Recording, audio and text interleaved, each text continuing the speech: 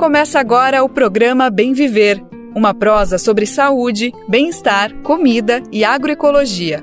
Produção Rádio Brasil de Fato.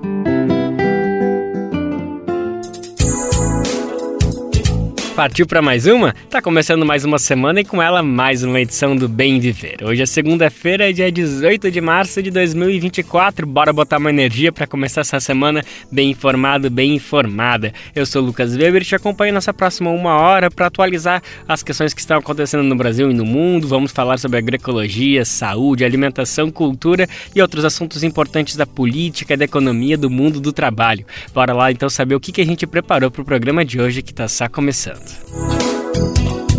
O Brasil de Fato conversou com Yuri Paulino, da Coordenação Nacional do MAB, o Movimento dos Atingidos por Barragem, que foi às ruas de todo o país na semana passada para marcar a jornada de lutas. A Corte Interamericana condena o Estado brasileiro pela morte do camponês Antônio Tavares no ano 2000. Entidades patronais acionam o Supremo Tribunal Federal para pedir a suspensão da divulgação de relatórios que expõem a desigualdade salarial entre homens e mulheres. Já declarou seu imposto de renda? Está aberto o período e vão tirar algumas dúvidas. Esses são alguns, mas são vários os destaques do programa de hoje. Bora lá que tem muita coisa para falar. Ao longo de toda a semana passada, manifestantes tomaram as ruas de várias cidades do país inteiro para reivindicar a implementação da PNAB, que é a Política Nacional dos Direitos das Populações Atingidas por Barragens. As manifestações são parte da jornada de lutas promovida anualmente pelo MAB, que é o Movimento dos Atingidos por Barragens. A jornada marca o Dia Internacional de Luta em Defesa dos Rios contra as barragens, pela água e pela vida, celebrado no último dia 14 de março. Bom, e para falar sobre o andamento da implementação do PNAB e fazer um balanço do que foi essa jornada de lutas pelo país, o Brasil de Fato ouviu o coordenador nacional do MAB, Yuri Paulino. Quem conversou com ele foi o nosso repórter Afonso Bezerra e ele está aqui para compartilhar esse papo dos dois. Olá, minha gente! Nós vamos conversar agora com Yuri Paulino. Ele é da Coordenação Nacional do Movimento de Atingidos por Barragem, para falar sobre a jornada de lutas promovida pelo movimento esta semana em virtude do Dia Internacional de Luta em Defesa dos Rios, contra as barragens e pela água e pela vida. Yuri, companheiro, seja muito bem-vindo e muito obrigado pela sua disponibilidade. Obrigado, a gente que agradece pela oportunidade. Yuri, qual foi o balanço da jornada, ao longo dessa semana? Teve mobilização em Minas, Brasília, no Ceará, na Bahia, enfim, em vários pontos do Brasil. Mas qual foi a síntese que o MAB produziu, de avaliação dessa semana de mobilização? Pois bem, o 14 de março é um dia muito importante para a luta dos atingidos e atingidas. A gente diz que a gente faz um ano inteiro de lutas, mas a responsabilidade de puxar as lutas no mês de março, sobretudo, na referência à data do 14, ela é dos atingidos, com, obviamente, outras organizações e outras ações de solidariedade se somando à luta da gente, Um segundo elemento que torna também muito importante, que é a primeira mobilização pós a aprovação da Política Nacional do Direito das Populações Atingidas. É o primeiro 14 de março, é o primeiro aniversário, digamos, do movimento dos atingidos por barragens, pós essa data da aprovação da lei, que é uma lei muito importante para nós. Então, nós temos um balanço que ele é positivo. Ele é positivo porque nós tivemos várias atividades no Brasil, seja desde a Assembleia de Atingidos para discutir a pauta, para discutir a defesa do fortalecimento do governo Lula, como ações de ocupação em espaços onde tem demandas e pautas, como as locais da Codevasp, no Nordeste, como os escritórios da Vale, na região Espírito Santo, Minas Gerais, com ações nos lugares onde nós tivemos atingidos pelo processo dos desastres climáticos, aí São Sebastião, Vale do Itaquari, que hoje os nossos atingidos estão mobilizados lá em um ato com o presidente Lula, e que seja em ações de negociação de pauta, tanto com os governos em várias esferas, governos estaduais e no governo federal, né, que ainda hoje temos agendas que estão rolando aí em Brasília. Então, o nosso balanço é que uma semana muito positiva, 2 semanas que começou a partir da jornada de luta das companheiras, né? 2 semanas muito positivas de mobilização e, acima de tudo, comparado com o pós-pandemia, a gente vem numa crescente de atividades comparando com o ano anterior, né? Então, tem um clima bom de mobilização e um bom volume em quantidade de mobilizações por todo o Brasil, que esse é um caráter da jornada. Novembro, nos 8 anos do crime de Mariana, a gente fez uma jornada concentrada em Brasília, onde a gente levou 3.500 atingidos e atingidas. A jornada de março ela tem um caráter descentralizado, portanto, ela amplia em quantidade de atos e em quantidade de participação dos atingidos, né, na luta, né? Então, nos surpreende muito a diversidade das ações, a diversidade das pautas também, que isso representa um momento histórico que nós estamos vivendo, de uma complexidade até no tema do atingido, que é o rompimento, as mudanças climáticas, é os próprios empreendimentos, é a dívida histórica social que o Estado brasileiro tem com essa população. Então, tem gerado uma diversidade também de mobilizações aí Brasil afora. Pois é, e nesse ano, né, o MAB tem feito uma pressão pelo cumprimento da política de direitos dos atingidos por barragens, né, como você mencionou na resposta anterior. Mas, Yuri, o que é que tem faltado para ela ser posta em prática, na verdade? A política ela é muito importante, foi resultado aí de 33 anos o MAB faz, né, agora, de Movimento Unificado Nacional, mais de 40 anos com as comissões que deram surgimento e origem ao movimento, e a política, o marco regulatório, o espaço no Estado brasileiro, sempre foi uma luta muito grande dos atingidos. A política ela é uma lei, ela está em vigor. Falta um processo de regulamentação, né, para alguns pontos que a política obriga o Estado brasileiro a fazer, como, por exemplo, o comitê que vai gerenciar, monitorar a política, né, a aplicação do órgão responsável pelo cumprimento e execução do plano PDAB, que é um plano para as áreas atingidas. Então, há algumas questões de alguns pontos que precisam apontar a sua regulamentação. E a gente está discutindo com o governo, foi ontem anunciado, a partir do Ministério de Minas e Energia, um grupo de trabalho, e nós atingidos estamos muito atentos para ter uma participação efetiva, para que nós não percamos a abrangência da política no processo de regulamentação, porque a gente sabe que é uma briga enorme no setor elétrico, setor de mineração, para que possa diminuir a abrangência o papel da política para resolver o problema das populações atingidas. Então, agora, um próximo elemento de luta é uma regulamentação com participação popular dos atingidos, com participação efetiva dos atingidos, e que ela não seja restritiva e que tire o alcance da política. Mas na análise nossa do movimento, a política está valendo, a lei foi criada e ela está valendo da forma que está. Então, nós estamos cobrando que seja implementado. Inclusive, ontem, cobramos do governo federal, através do Ministério de Minas e Energia, e da Secretaria-Geral, do ministro da Secretaria-Geral, que já seja instalado os comitês para os casos que são mais emblemáticos, que a gente precisa avançar imediatamente para resolver, como, por exemplo, Bacia do Rio Doce, o crime cometido lá pelo rompimento e os problemas que não foram resolvidos até hoje. Como Alagoas, também a questão dos atingidos pela Braskem em Maceió. Então, já são casos que a política já está valendo e que a gente precisa instalar rapidamente o comitê para ir analisando as formas de resolver. E diante desse movimento, como é que você avalia o diálogo com o governo, né? A aceitação dessas reivindicações, essas pressões do MAB pela regulação desses pontos da política? Tem sido uma boa aceitação? No governo, de forma geral, sim. Tem um espaço para dialogar, né? Tem o papel do movimento de pressionar, né? E o governo tem que cumprir o seu papel de responder. Porque o que é importante é que a política é um fato, a regulamentação é uma necessidade, mas independente se não tivesse a política, nós temos um conjunto de problemas dos atingidos que precisam avançar em políticas públicas para que atenda a esse povo. Então, a nossa pauta com o governo, tudo bem, nós podemos ter um prazo para regulamentar, mas nós precisamos ter um atendimento. O nosso povo precisa de energia elétrica, nosso povo está passando fome, precisa de cestas básicas para se alimentar, infelizmente. Nosso povo precisa de quintal produtivo, política de incentivo agrícola, melhoria sanitária nas regiões do país onde nós não temos banheiro na residência dos atingidos. Então, tem uma pauta muito concreta, reassentamento, nós temos uma lista de 18 mil famílias, ou que não foram reassentadas pelos processos de construção dos empreendimentos, ou que são famílias que já têm segunda, terceira geração dentro dos reassentamentos que não comporta mais para poder essas famílias viver com qualidade de vida.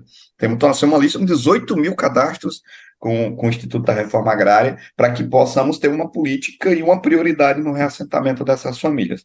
Então, a gente tem apresentado isso no governo, o governo tem recebido as demandas, tem dialogado, tem entendido que tem a dívida, ela realmente existe, mas a gente quer resultados efetivos o mais rápido possível. É claro que a política ela é uma ferramenta muito sólida, né, e um reforço institucional muito importante, mas essas ações em defesa das pessoas atingidas não precisaria necessariamente da criação da política, né? Poderia ser uma ação por antecipação do próprio poder público, no caso das pessoas que são atingidas. Você falou aí de cesta básica, energia elétrica, então é um esforço que poderia ser feito independentemente da política, né, Yuri? É verdade, é verdade. A política soa quase como um instrumento de coação para que a gente consiga cobrar o que é óbvio que deveria existir. E é mais criminoso nesses processos de empreendimento, seja de mineração, não sei o que eles tratam o atendimento a um direito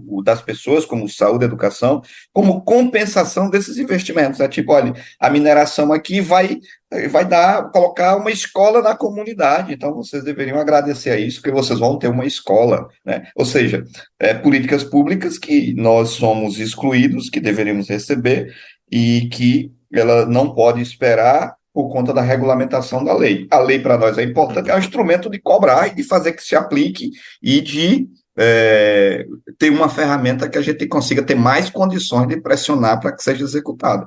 Agora, uma coisa não depende de outra, é isso que a gente está dizendo para o governo. Não existe esperar uma regulamentação, até mesmo que a lei já existe, ela está valendo, o governo deveria se preocupar com isso para determinar as abrangências e tal, que é uma luta que nós vamos fazer para que não seja reduzido, mas a lei ela já está valendo. Então, é um processo de cobrança para que avance na pauta concreta que nós já temos historicamente com o governo, mas que a gente avance também na própria regulamentação da PENAB, né? A PENAB é uma lei, a gente sempre diz, a PENAB é um patrimônio dos atingidos. Obviamente, nem todos os atingidos estão organizados no movimento, mas a luta dos movimentos populares, a luta dos movimentos populares constitui ou leis ou até mesmo políticas públicas que ela atende a uma demanda da sociedade. É uma luta que começa em algum lugar, mas ela atende uma demanda da sociedade. Portanto, a política ela é para os atingidos de forma geral, para evitar crimes como aconteceram em Mariana e Brumadinho. Então, ela é um patrimônio dessa luta, né, para a sociedade brasileira. Gente, a gente está conversando agora com o Yuri Paulino, da Coordenação Nacional do Movimento de Atingidos por Barragem, falando sobre a jornada de lutas do movimento que aconteceu ao longo dessa semana em todo o Brasil. E eu queria agora me deslocar no tema lá para Maceió, na verdade para Brasília, né? Mas a respeito de uma situação que aconteceu em Maceió. Qual é a posição do movimento, né, Yuri, do MAB, a respeito dos trabalhos da CPI da Braskem, que investiga os crimes da mineradora lá em Maceió, né? Para quem não lembra, né, vários bairros afundaram por causa da exploração do sal-gema lá na capital alagoana. Qual é a avaliação do MAB a respeito dos trabalhos da CPI, dessa investigação sobre os crimes lá em Brasília? Olha, a situação de Maceió é uma situação muito triste, né? O MAB foi convocado pelos atingidos a ajudar a atuar no processo de organização, né? E é uma situação que caberia um capítulo aqui para a gente falar desse absurdo, né? Estiveram presentes representantes da militância e da luta da região, onde a gente conseguiu agora na jornada conversar com o governo federal, conversar também a partir do Ministério da Integração com a Defesa Civil, para definir critérios de inclusão de atingidos que estão fora, né? O problema é muito maior do que aquele que se apresenta, né? E a gente abriu um processo de diálogo com o governo para o governo ajudar a resolver. Embora o governo aponte que ali é um problema muito relacionado ao Estado, ao município e às empresas que causaram o problema, mas o governo tem o poder de ajudar a intermediar para resolver. Então, a gente abriu esse espaço de diálogo e o governo tem disposição para ajudar a intermediar. Com relação à CPI, a gente está acompanhando o desenrolar, né, da CPI, acompanhando os fatos aí, os depoimentos, para a gente poder avaliar e ver qual medidas nós tomaremos enquanto organização das populações atingidas.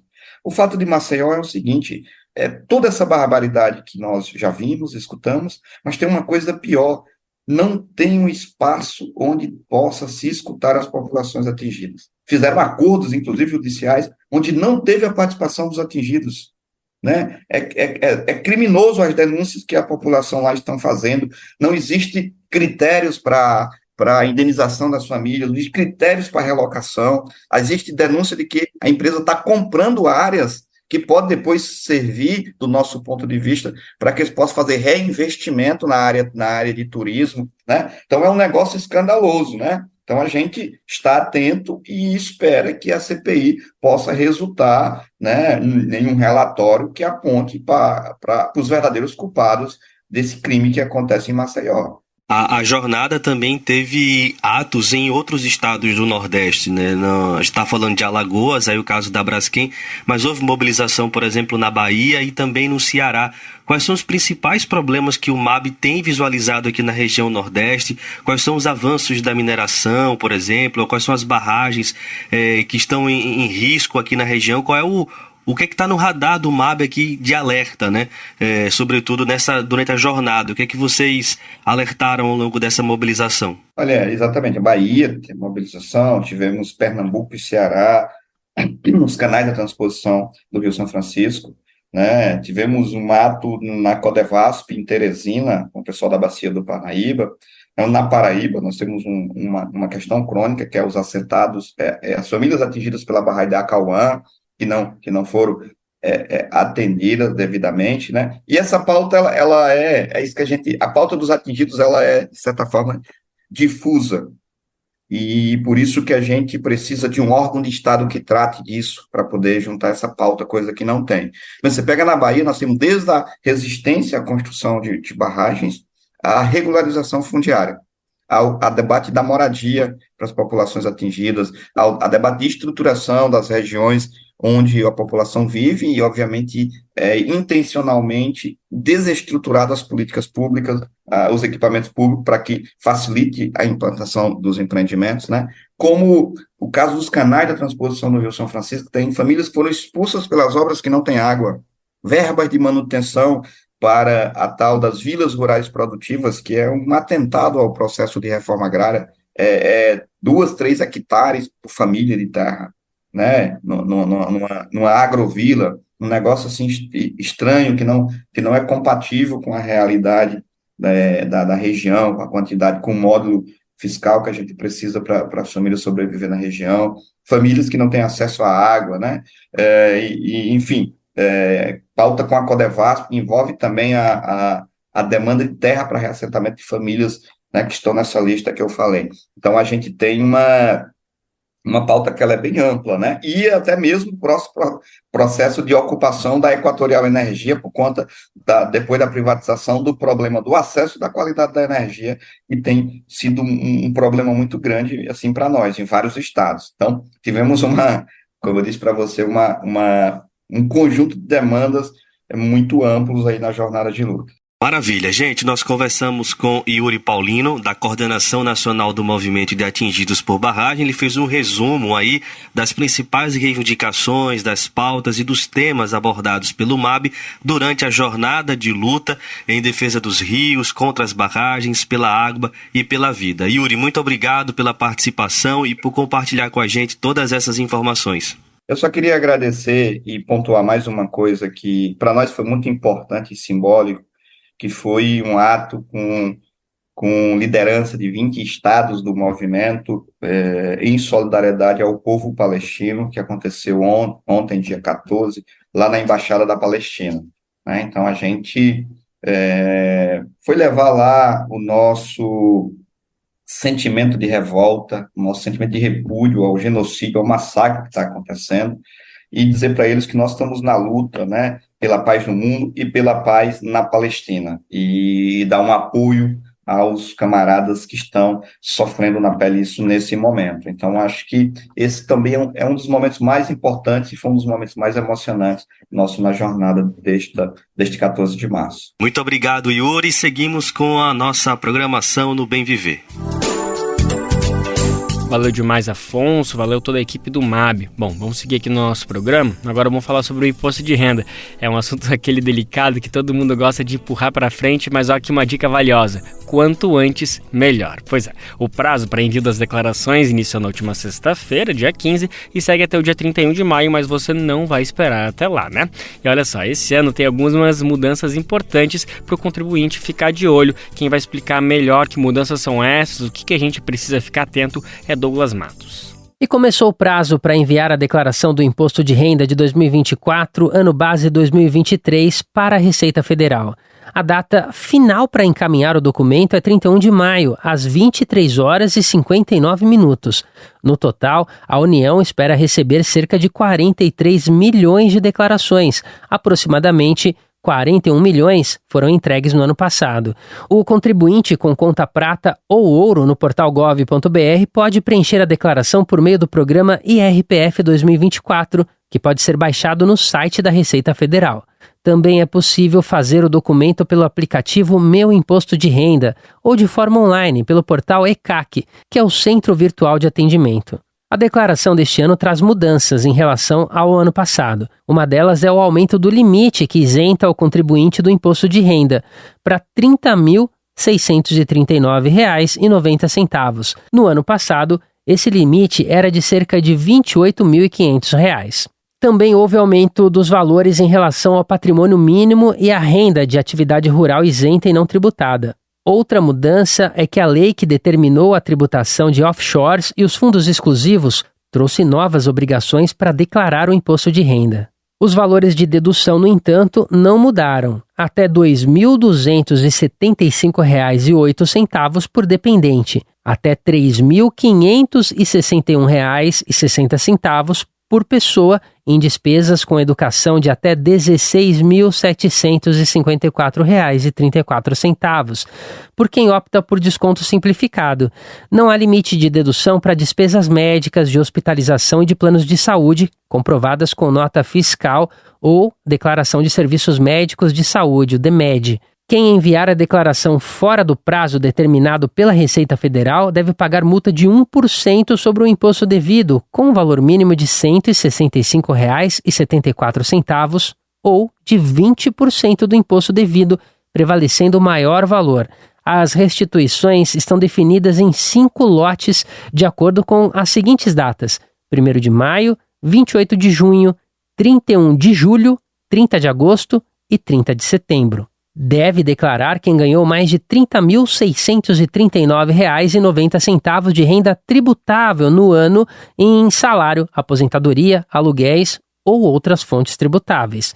Quem recebeu mais de R$ 200 mil isentos, não tributáveis ou tributados na fonte ao ano, como indenização trabalhista, por exemplo, ou rendimento de poupança.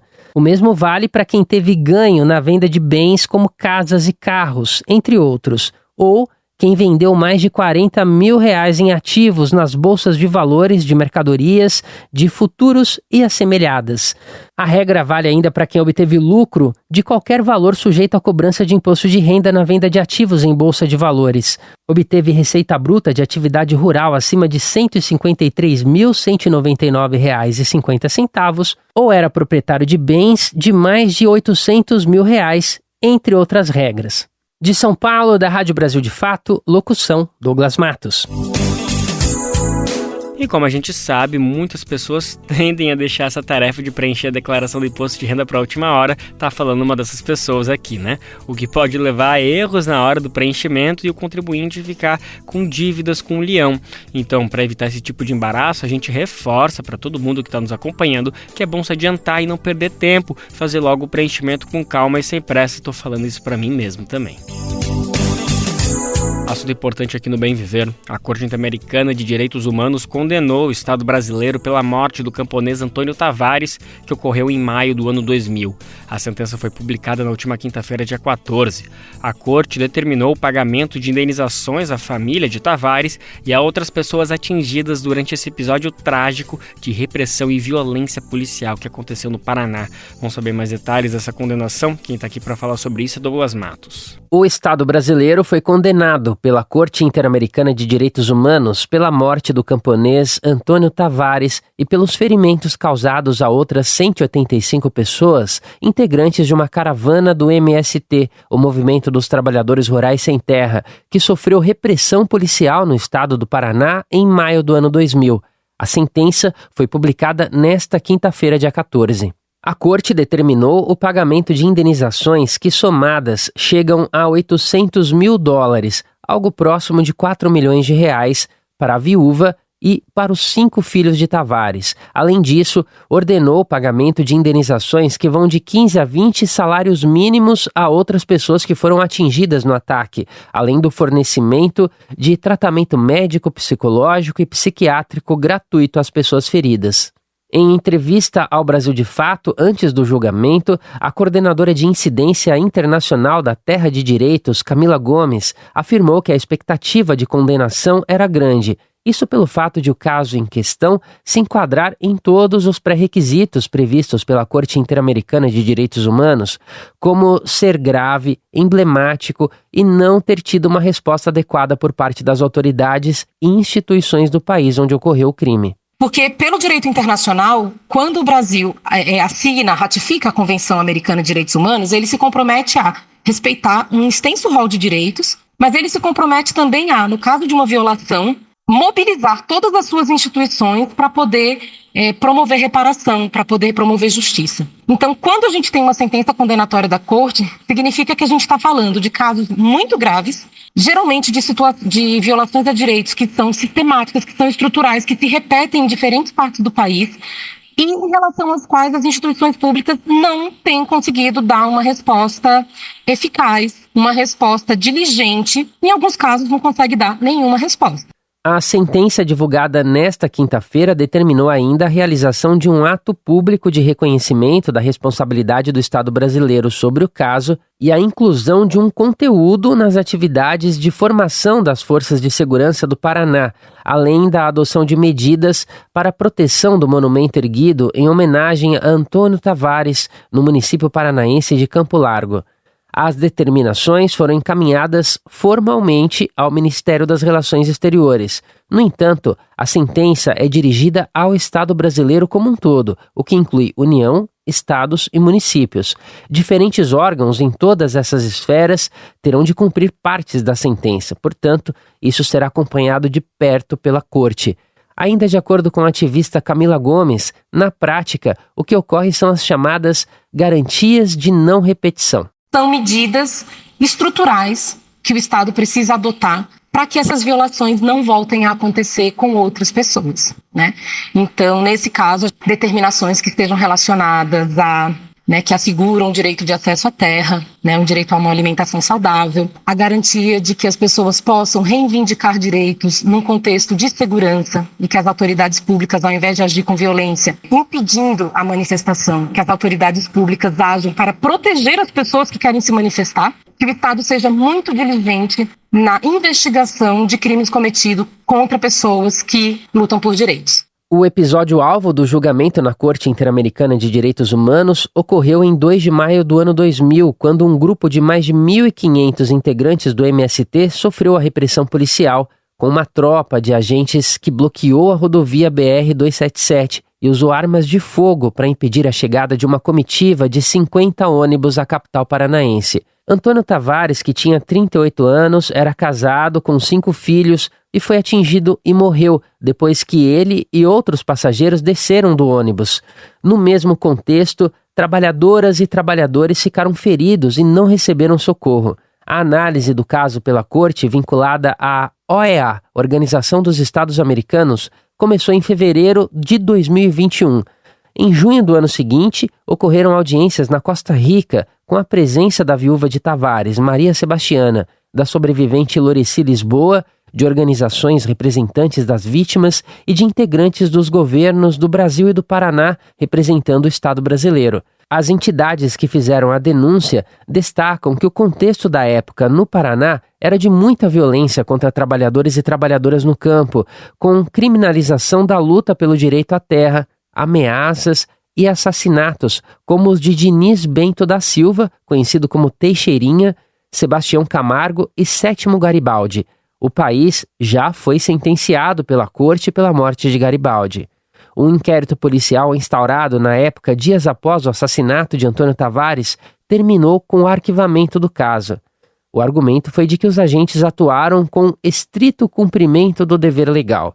O Tribunal de Justiça do Estado do Paraná encerrou o processo criminal sobre o caso, alegando que a Justiça Militar já tinha feito o arquivamento. As petições ao Tribunal Internacional foram apresentadas após o esgotamento de possibilidades na justiça no cenário local. Por ter se submetido de forma voluntária à Corte Interamericana, o Brasil deve acatar as decisões tomadas. Não cabe recurso. De São Paulo, da Rádio Brasil de Fato, locução Douglas Matos.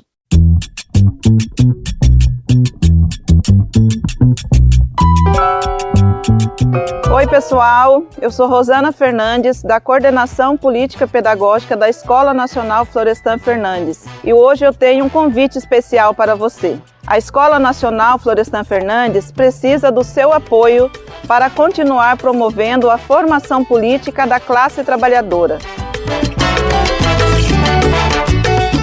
Desde 2005, mais de 40 mil pessoas do Brasil e do mundo já passaram pela Escola Nacional, que continua existindo por meio da solidariedade dos movimentos populares e associados que contribuem com esse projeto.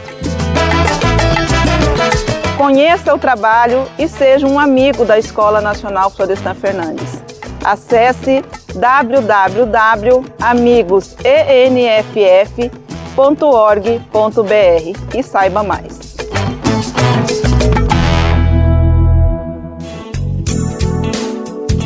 E a pauta agora é a criminalização do porte e posse de qualquer quantidade de drogas que foi aprovada na Comissão de Constituição, Justiça e Cidadania do Senado. Pauta polêmica, né, gente? Vamos entender melhor que história foi essa, que aprovação, quanto impacto pode trazer para a população. Douglas Matos segue com a gente para explicar essa situação. A CCJ, Comissão de Constituição, Justiça e de Cidadania do Senado, aprovou nesta quarta-feira o relatório favorável à PEC que torna crime o porte e a posse de qualquer quantidade de drogas. O texto é de autoria do senador Efraim Filho, do União Brasil da Paraíba. A proposta foi aprovada por 24 votos contra 3, Fabiano Contarato e Humberto Costa, do PT, e Marcelo Castro, do MDB.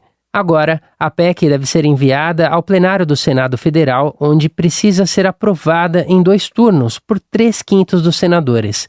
Depois, será encaminhada para análise da Câmara dos Deputados. Hoje, a Lei de Drogas estabelece os crimes relacionados ao porte e consumo dos entorpecentes. No entanto, a legislação não estabelece a quantidade chamada norteadora para definir se há consumo ou tráfico de drogas. O relatório foi criticado por senadores progressistas. Fabiano Contarato, do PT, por exemplo, destacou a discriminação como um fator norteador para definir o usuário ou traficante. Nós temos uma população carcerária no Brasil, ela saltou de 58,4% para 68,2% de pessoas pretas. Nós temos aqui fontes que um branco no Brasil, para ser definido como traficante, ele tem que ter 80% de substância a mais do que um negro. É o Estado criminalizando a pobreza. É o Estado criminalizando a cor da pele. O relatório acolheu uma emenda do senador Rogério Marinho, do PL, que coloca que deve ser observada, abre aspas, a distinção entre o traficante e o usuário pelas circunstâncias fáticas do caso concreto, aplicáveis ao usuário penas alternativas à prisão e tratamento contra a dependência, fecha aspas. Fabiano Contarato, então, insistiu sobre a questão racial e projetou o que deve acontecer na prática se a lei for modificada como propõe a PEC. Sabe o que é que vai definir com essa emenda que foi apresentada pelas circunstâncias fáticas?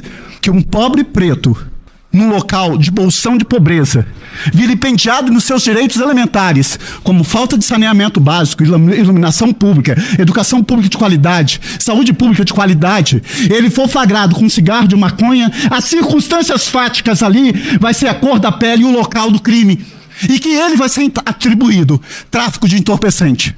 No documento, Marinho defendeu a emenda para, segundo ele, solidificar a Constituição Federal e diferenciar quem é usuário e quem é traficante. Na prática, tanto usuário quanto traficante, de acordo com a emenda, devem ser tratados como criminosos. Mas, se o indivíduo for considerado usuário, como prevê a PEC, penas alternativas podem ser aplicadas. Ao longo da votação, senadores mais conservadores criticaram o julgamento do recurso extraordinário no STF, que trata da definição da quantidade de maconha para porte e consumo pessoal. O senador Eduardo Girão, do Novo, classificou esse julgamento como, abre aspas, usurpação de competência e invasão da prerrogativa do legislativo, fecha aspas. Fabiano Contarato, por sua vez, defendeu a legitimidade do Supremo sobre o caso. O tema começou a ser julgado pela Corte em 2015, a partir de um recurso apresentado pela Defensoria Pública de São Paulo, depois que um homem foi condenado a cumprir 2 meses de serviços comunitários por ter sido flagrado com 3 gramas de maconha dentro da cela dele no Centro de Detenção Provisória de Diadema. Os ministros Gilmar Mendes, Alexandre de Moraes, Rosa Weber e Luiz Roberto Barroso já defenderam a inconstitucionalidade da lei e a quantidade de 60 gramas de maconha ou 6 plantas fêmeas como critério de quantidade para caracterizar o consumo pessoal.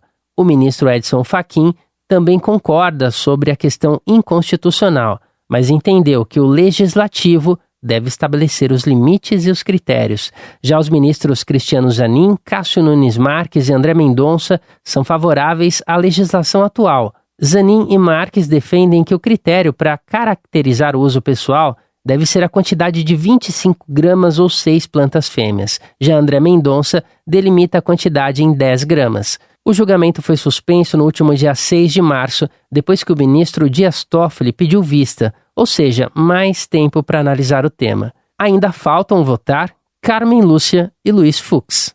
De São Paulo, da Rádio Brasil de Fato, com reportagem de Caroline Oliveira. Locução, Douglas Matos.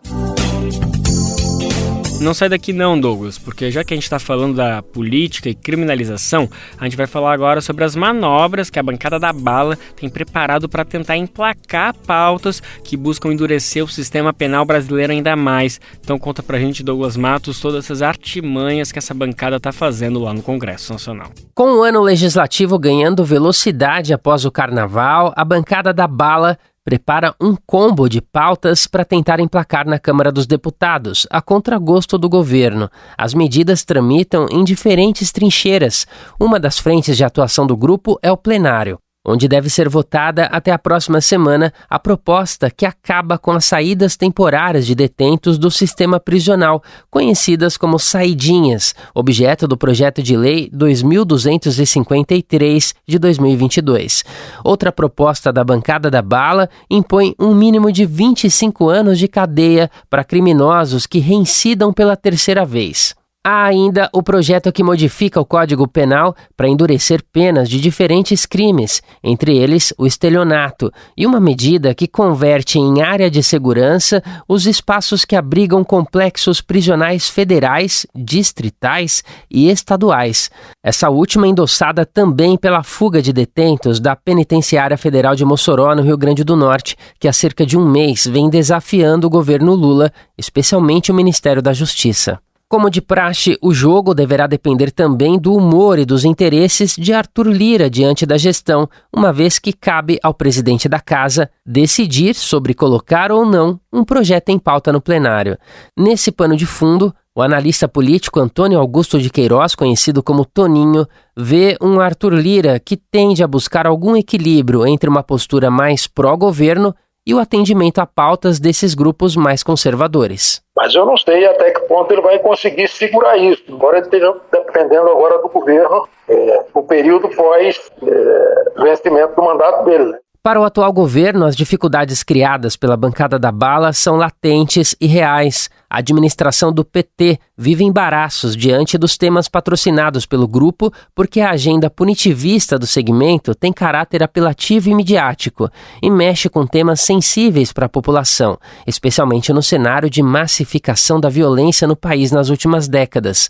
Assim como tem ocorrido em diferentes eleições, a tendência é que novamente o assunto ganhe destaque no contexto do pleito deste ano, apesar de a segurança pública não ser competência municipal, o que amplia as preocupações da gestão diante do combo de propostas que vem sendo preparado pela frente parlamentar. O consultor e analista político Tiago Queiroz observa que essas pautas criam um ambiente movediço para o governo no jogo legislativo, porque conquistam grandes públicos por meio de narrativas baseadas em ideias pré-concebidas e na cultura do medo. Nos últimos anos ficou talvez um pouco mais evidenciado que uma parte considerável da nossa sociedade ela defende alguns valores conservadores. E aí talvez isso tenha ficado um pouco mais vocal com essa agenda bolsonarista. Então tem algumas pautas que são identificadas meio que de maneira dogmática. Isso, tem bastante audiência, senso comum, tem bastante audiência e é uma pauta tipicamente ligada ao senso comum, que as pessoas não analisam esse tipo de coisa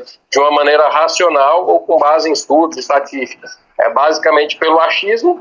Para além das questões matemáticas e políticas que permeiam um jogo entre os diferentes grupos do Congresso, as movimentações da bancada da bala e a tentativa da mesma de acelerar a agenda punitivista vem preocupando os setores da sociedade civil que acompanham os temas. É o caso da Rede de Justiça Criminal, que observa com atenção a tramitação do PL que põe fim às saídas temporárias nos presídios, entre outras medidas. A entidade reúne 9 organizações que lutam contra a política de encarceramento em massa, assunto em que o Brasil se tornou referência negativa no mundo por ter uma das maiores populações carcerárias do globo. Da Rádio Brasil de Fato, com reportagem de Cristiane Sampaio em Brasília. Locução, Douglas Matos.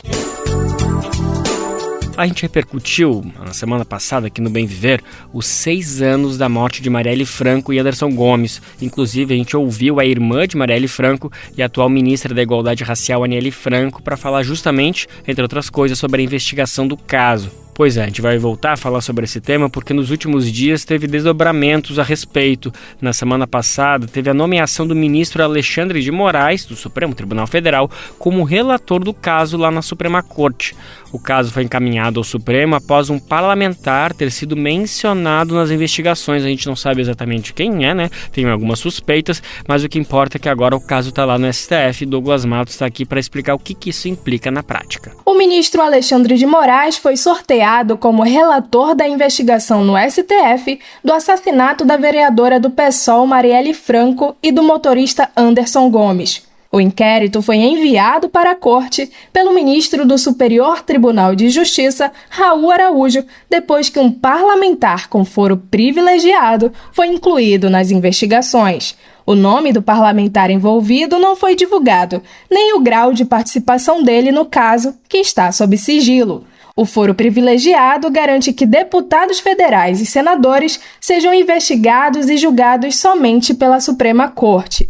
A mesma regra estabelece que casos envolvendo governadores, desembargadores e conselheiros de tribunais de contas dos estados sejam apreciados pelo STJ. Paralelamente, o STF decidirá se homologa ou não a delação premiada feita por Rony Lessa. A delação, que estava no Superior Tribunal de Justiça, também foi encaminhada para o STF. No entanto, não foi confirmada se a menção ao político com foro ocorreu a partir da delação de Lessa. O ex-policial militar é acusado de ser o autor dos disparos que mataram a vereadora e o motorista. Ele está preso desde março de 2019 e foi condenado em julho de 2021 por destruir provas sobre o caso. As tratativas entre o ex-PM e a Polícia Federal começaram logo depois que os agentes federais assumiram as investigações.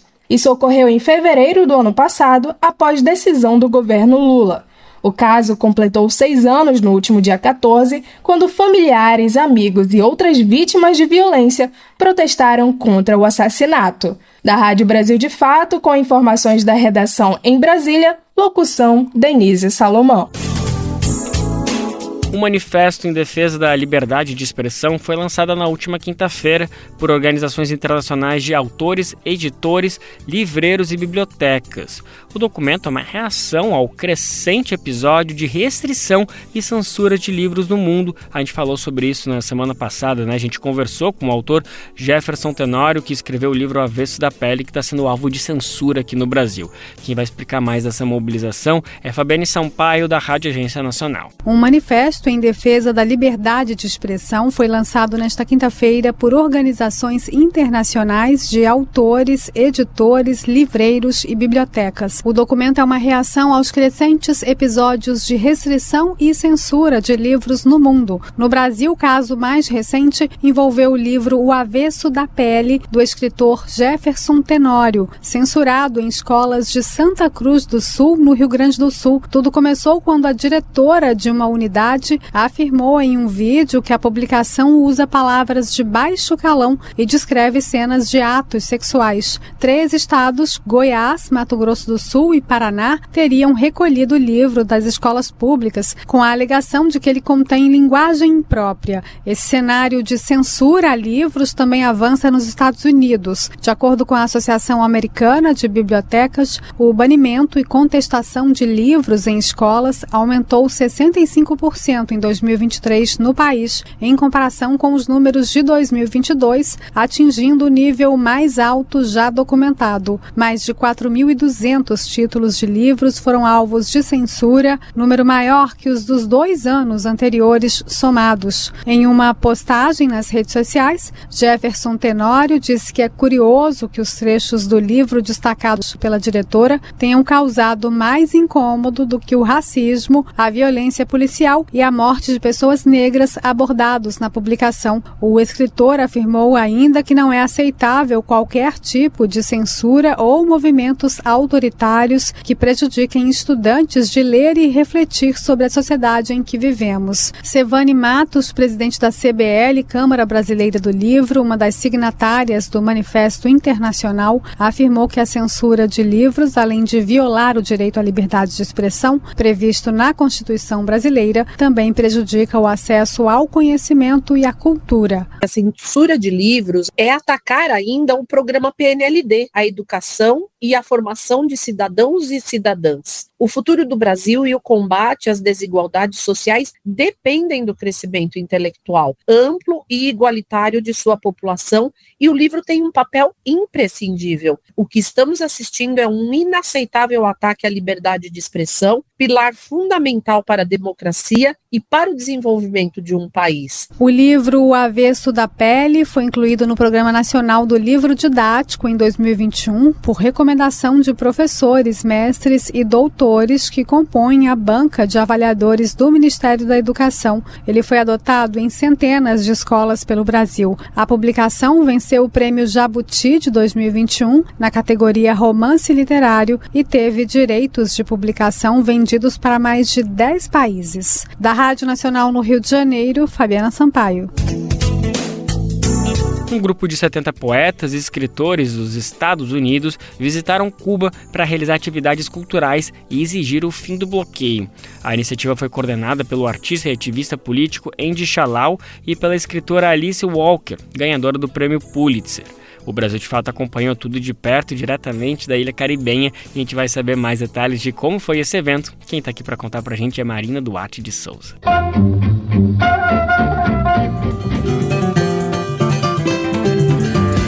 Mosaico Cultural, uma produção Rádio Agência Brasil de Fato. Promovido pelo emblemático Espaço Cultural de Washington, D.C., Buzz Boysen, pois mais de 70 poetas, escritores e promotores culturais dos Estados Unidos viajaram a Havana em solidariedade ao povo cubano. Esta é a segunda vez que essa atividade entre escritores é realizada. A viagem teve como objetivo resgatar os laços culturais e históricos que unem os dois povos, desta vez nas figuras e na amizade do poeta negro americano Langston Hughes e do poeta cubano Nicolas Guillen, como conta o artista, ativista social e diretor do Busboys and Poets, Andy Shallow. Sou um amante da história e há muitos anos descobri que Langston Hughes, um famoso poeta americano que viajou para Cuba, teve um ótimo relacionamento com o poeta cubano Nicolas Guillen. Esse relacionamento foi tal que se tornou um vínculo muito forte entre eles e continuaram amigos por muitos e muitos anos depois disso, até a morte de Langston. Eu sempre quis recriar essa amizade histórica entre Cuba e os Estados Unidos, que vem ocorrendo há muitos anos e que agora, por motivos políticos, foi rompida. E nós, como pessoas, como cidadãos comuns, que se preocupam com a paz e o amor no mundo, nós queremos ter certeza que isso será retomado. Portanto, colocar aqui uma estátua de Langston nos lembra de sua presença e que essa presença aqui foi muito importante naquela época e é ainda mais importante hoje.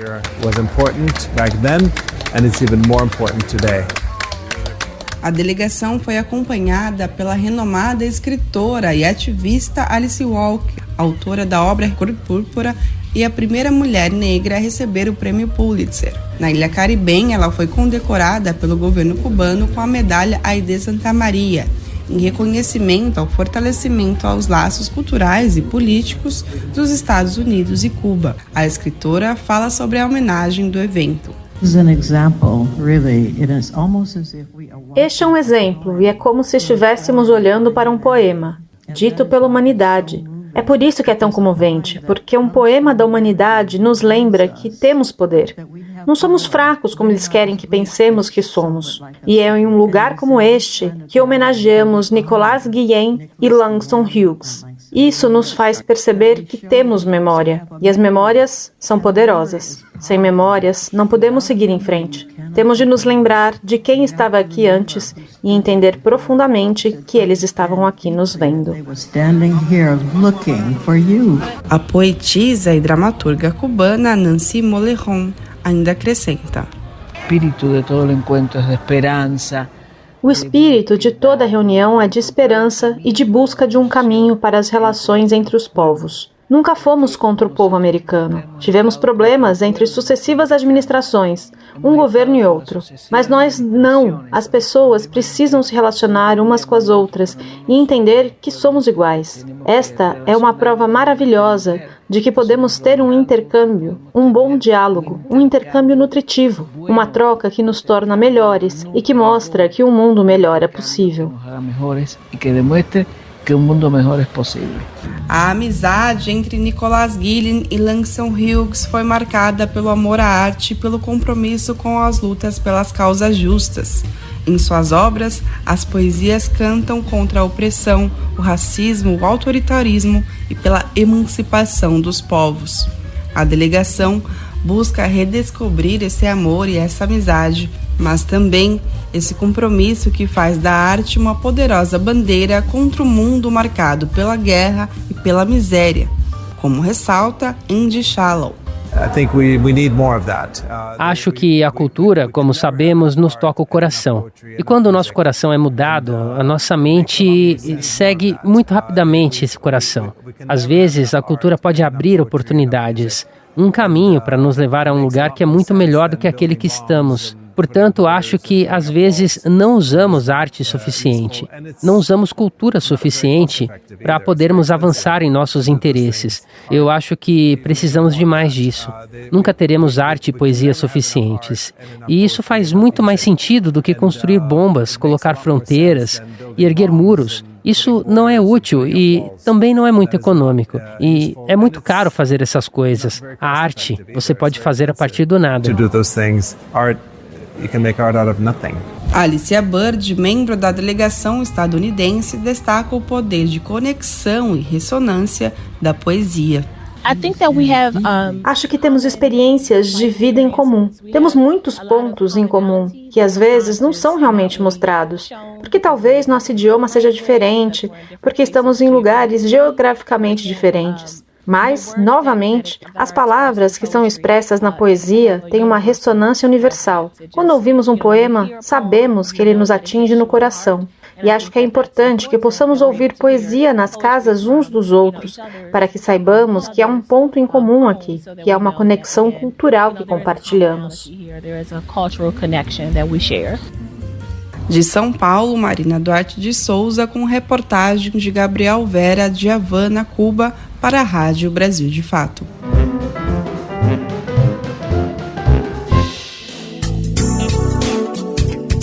E agora a gente vai falar de uma iniciativa lá da Paraíba, que é a inauguração da Casa das Parteiras e Benzedeiras Potiguara. Que maravilha, gente! Uma iniciativa que promete fortalecer as práticas culturais e valorizar o conhecimento das mulheres da região sobre o parto natural. Denise Salomão vai explicar mais sobre essa iniciativa.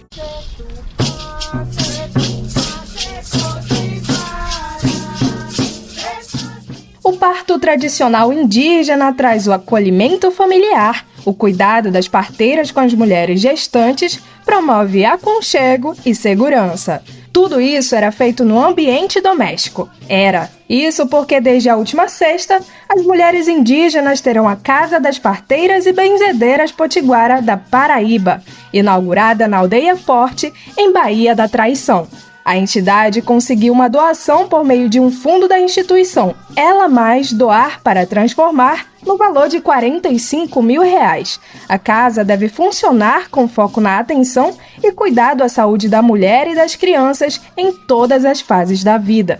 Além disso, a ideia é fortalecer as práticas culturais e da ancestralidade das mulheres potiguaras com suas rezas e conhecimento milenar da prática do parto natural. São parteiras tradicionais e aprendizes que, junto às mais antigas, como Dona Nancy, Dona Penha e Cida Potiguar, já vem praticando a tarefa milenar do parto natural em domicílio.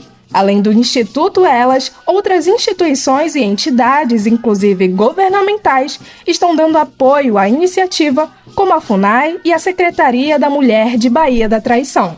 Também participam a Secretaria de Estado da Mulher, o Ministério da Saúde e as organizações Águas Potiguara e Memórias Potiguara, além das mulheres da base. A solenidade de abertura contou com um toré, ou seja, um ritual além de uma mesa com as parteiras dialogando sobre o projeto. Em seguida, houve uma apresentação das mulheres da ancestralidade ao lado das crianças. O encerramento teve ainda o chamado coco de roda, das mulheres indígenas e não indígenas.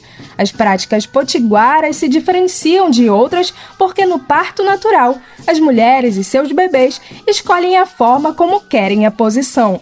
Além disso, contam com massagens e ervas durante as contrações, além de rezas pedindo forças aos encantados. Caldinhos são oferecidos à mulher para fortalecer os ânimos com legumes e pimenta do reino. Outro lema é o acolhimento, não só a mulher, mas a família da gestante. Todo o procedimento é gratuito, mas é costume das parteiras receberem algumas doações, como frutas, legumes e raízes das mãos das famílias atendidas. Para quem se interessar, há mais informações nas redes sociais da Associação das Parteiras Indígenas Potiguara da Paraíba. No Instagram, o perfil é @parteiraspotiguarapb, tudo junto. Repetindo, @parteiraspotiguarapb. Da Rádio Brasil de Fato, com informações da redação em João Pessoa, na Paraíba, locução de Denise Salomão.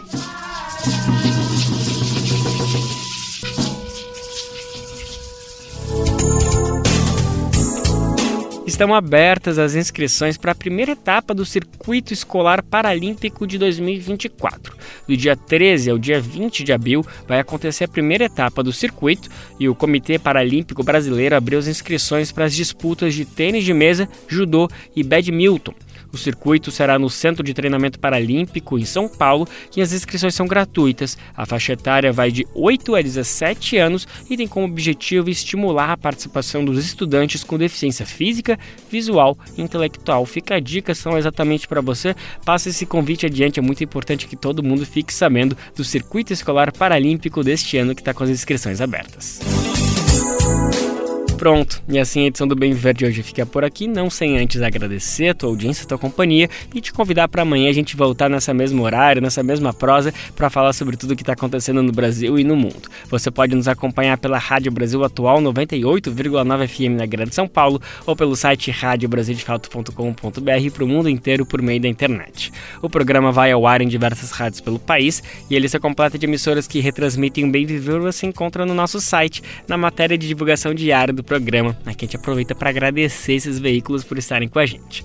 O Bem Viver também fica disponível como podcast no Spotify, Deezer, iTunes e Google Podcast. A apresentação deste programa foi de Lucas Weber, roteiro de Denise Salomão, edição e produção de Daniel Lamir, Mariana Lemos e Douglas Matos. Trabalhos técnicos de Lua Gattinoni, Edson Oliveira e André Paroche. Coordenação de Rádio e TV Monize Ravena, diretora de programa de áudio Camila Salmásio, direção executiva Nina Fidelis, apoio toda a equipe de jornalismo do Brasil de Fato. Até amanhã, tchau!